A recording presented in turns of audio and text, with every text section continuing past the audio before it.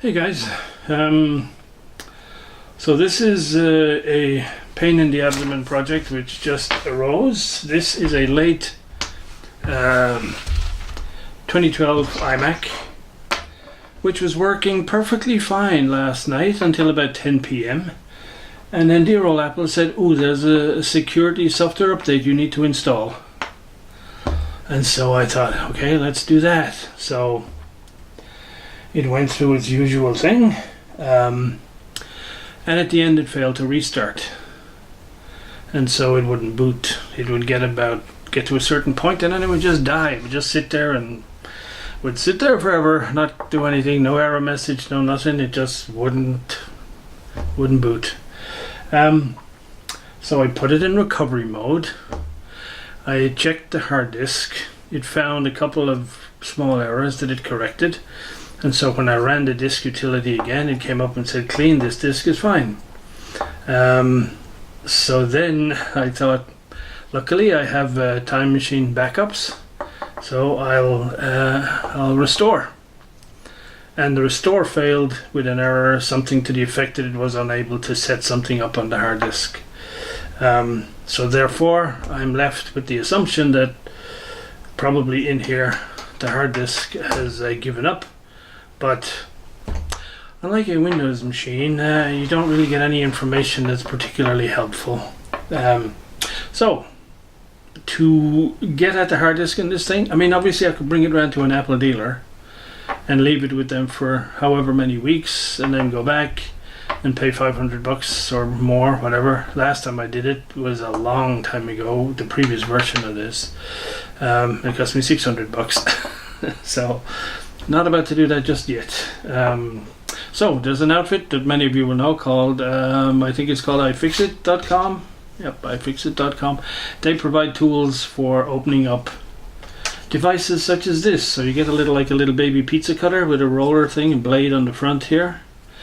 And the screen of this is held on, it's glued on with double-sided tape all the way around. And so you essentially have to poke this guy in. And then it is designed such that the radius of this cutter is just the right depth so that you don't go past where the gungy tape is and you don't do any extra damage. So in theory you go all the way around here and remove the tape or remove the bond, and then you can get the glass off and you go from there. So we're going to give it a shot. I won't bore you with all of this stuff because there's tons of videos on the net about this, but I'll share with you the high points or the low points of my particular experience with it. Okay, so the screen is off. That wasn't too bad actually. I'd say having the right gadget helps enormously. The only slight nerve-wracking bit was the sticky tape along the bottom of the screen. There's no way you can get anything underneath there to undo that one, so you literally just had to hinge the screen up and back and forth a few times and then try and just pull it up without cracking the glass. So that was a little bit hairy. Anyway, screen is off, and so we get on to the next, which is removing all the speaker assemblies so you can get at the mounts for the disc. Okay, disc out. Here's old disc. Here's like for like replacement. If you guys end up doing this, the next thing you'll have to be a little bit worried about is there were 4 tiny little metal studs here which go into the rubber mounts, and these are screwed in, so you have to unscrew them from the old drive and screw them into the new drive. They take a Tormek T8 which normally you don't get in your standard. You go down to T10, and so you need one of these sets of tools for mobile phones usually to find a T8, which of course we all have, so no problem. So the other thing I'll mention is they have Loctite or some sort of gunk on them, so they're quite stiff to unscrew, and so care and attention is advised. And so likewise, if you leave the gunk on them, you got to be careful when you're replacing them, because they'll still be quite stiff screwing them in. And if you're not very careful, you could actually cross-thread these guys. So yeah, a little care and attention there. So at this point, I think we're due to start putting things back in. I guess I'll quickly mention that getting the left speaker out is just pretty much as per the instructions on the iFixit website.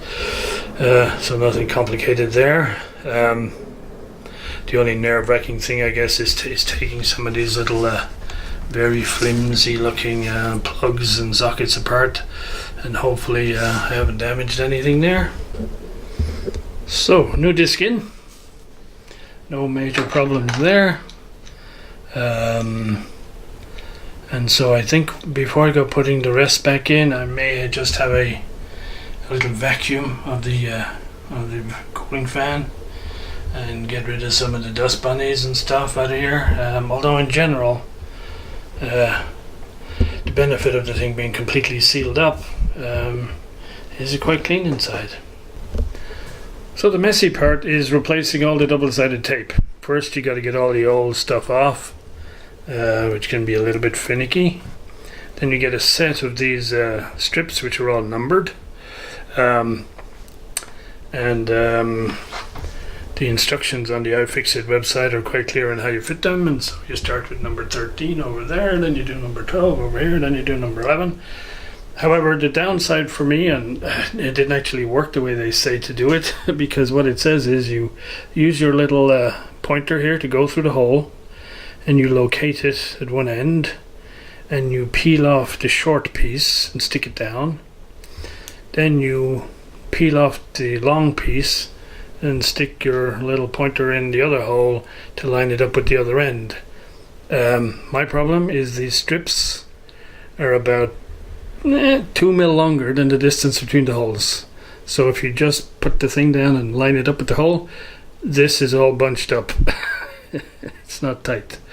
So we use it, we locate the first end, and then the other end we just finagle it in. So far so good. And the last two sticky tape strips go actually on the display itself along the bottom edge. One of the things I discovered, which I hadn't quite realized, is when I peeled all the original tape off the front here, I assumed that was it, but in fact that was only half of it, because there was a similar amount of tape all around here which I had to peel off, which is a bit of a pain. So there we go. We're about ready to start putting it back together. So my intention at the moment is not to stick anything to anything, just get the screen back in position with the two cables, and then do a quick power up and see if it'll go into recovery mode and see my new hard disk. And if it does, excellent. If it doesn't, we'll see. Well guys, it's all back together, but I'm not sure. It sees the disk, it runs the disk utility, and it says the disk is fine. When I tried to do a restore from backup, it came up with an error and said it couldn't complete and restart and try again, and when you restart, of course, it just dies because there's nothing on the disk. So another option is to download and install a new version of OS X. So I'm trying that one. It's online, but it takes us all the way back to Mountain Lion. So I'm now going to wait for another half an hour and see if this works, if it boots, and then I'll try to see if it can restore again. So we're not there yet, but we might be a little bit further along. Who knows? So 45 minutes later, Mountain Lion is installed. So as far as I'm concerned, this validates that the machine hardware and basic software is okay. I'm gonna revert back and have another go at restoring from Time Machine. So cautious optimism, it looks like the restore is working this time. So the implication is you can't restore onto a completely virgin disk. It needs some sort of OS X something on there first. because that's the only difference between now and the previous time. And so in about 4.5 hours I'll find out will my system boot and be up to date. Getting close now, 10 minutes, and we will see what we shall see. Incidentally, the restore is, the backup is all done on this Promise system, which has 4 terabytes on it. Yes, none of this stuff is perfect. You just have to hope things all don't go wrong at the same time, because 2 disks in this array have died. Fortunately not at the same time, but one died about a week after the other one. And I guess it's a problem with any of these types of storage. All the disks are the same age, so they will all tend to die at the same time. So I have 2 more spares standing by just in case. Well, I'm plumb out of luck on this one. After a fully successful restore, when it goes to reboot, you get to this. And it stays like this forever. And this do not enter apparently means there's something wrong. It's not able to load everything it needs to load, and is very often to do with permissions. Recommends you do a repair permissions with the disk utility. Fired up the disk utility, doesn't give me an option to repair permissions. So we're stumped here at this point. The only thing I fall back on is it was able to load an older version of the OS. So yeah, time for a cup of tea and a think. So here we are, many hours later, and at least now I've got it to load the latest version of the OS, and it doesn't keep interrupting with any more requests for numbers and passwords and this and that and the other. I won't bore you with the hours I've spent trying to get access to the App Store, and trying to get rid of things like requests for keychain passwords and all that stuff. Just lunatic stuff, really. My next decision is, do I scrub all this now and have another go at trying to restore from my backups, or do I accept that they're lost and just carry on rebuilding from here?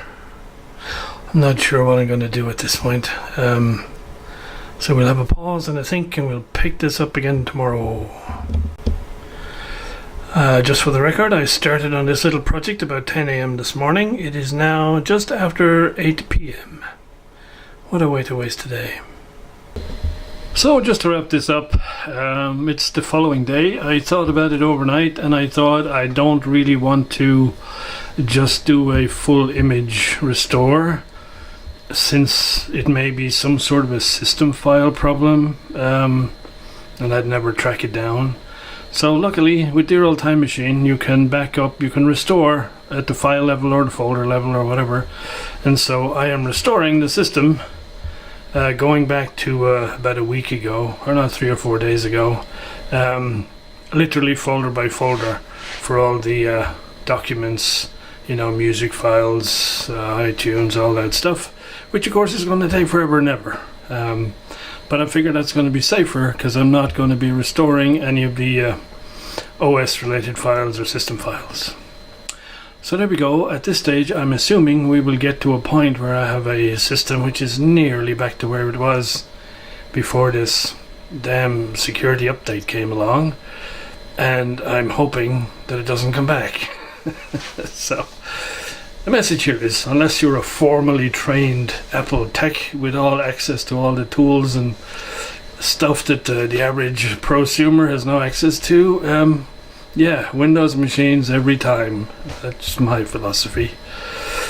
Alright guys, I hope you found some of this a little bit interesting, and as I say, changing the disk is not a huge thing, although you got to be careful. But if you encounter these weird software problems when you're trying to restore, yeah, easy going down a rat hole with this stuff, and hopefully the thing will stay stable from here on out. Right, hopefully I can get back to normal life now.